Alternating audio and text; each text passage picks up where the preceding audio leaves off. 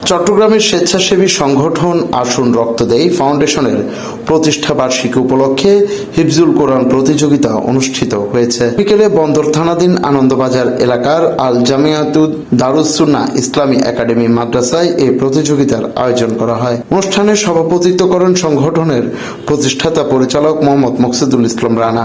সঞ্চালনায় ছিলেন নবগঠিত কমিটির সভাপতি সাইদুল ইসলাম আকাশ। অনুষ্ঠানের প্রধান অতিথি হিসেবে উপস্থিত ছিলেন সংগঠনের প্রধান উপদেষ্টা মোহাম্মদ ইব্রাহিম ফরাজি। আমরা আসুন রক্ত দেই ফাউন্ডেশনের প্রতি কৃতজ্ঞতা এবং ধন্যবাদ জানাচ্ছি যে আসুন রক্ত দেই ফাউন্ডেশন প্রতিষ্ঠার লক্ষ্য থেকে আমি এখানে আছি, আপনাদের সাথে আছি। আমি শুরু থেকেই দেখতেছি যে বিভিন্ন স্বেচ্ছাসেবী সংগঠন, অনেক ধরনের স্বেচ্ছাসেবী সংগঠন স্বেচ্ছাসেবী কাজ করে থাকে।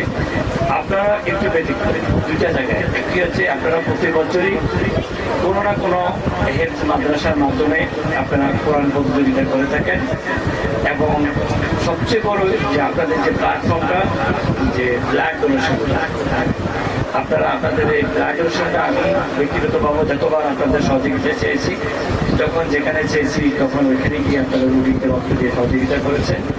এজন্য আমি আমার আপনার অঞ্চল থেকে আপনাদের প্রতি ধন্যবাদ এবং কৃতজ্ঞতা জানাচ্ছি। বিশেষ অতিথি হিসেবে উপস্থিত ছিলেন সাংগঠনিক ও প্রকল্প ব্যবস্থাপনা উপদেষ্টা মোহাম্মদ জাফর আহমেদ। এ সময় পবিত্র কোরআনের সবক পরিচালনা করেন হাফেজ মোহাম্মদ শরীফুল ইসলাম।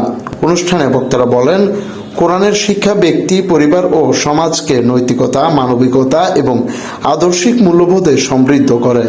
নতুন প্রজন্মকে কোরআনের আলোয় আলোকিত করতে এই ধরনের আয়োজন গুরুত্বপূর্ণ ভূমিকা রাখবে বলে তারা আশাবাদ ব্যক্ত করেন। প্রতিযোগিতায় বিভিন্ন মাদ্রাসার শিক্ষার্থীরা অংশগ্রহণ করেন।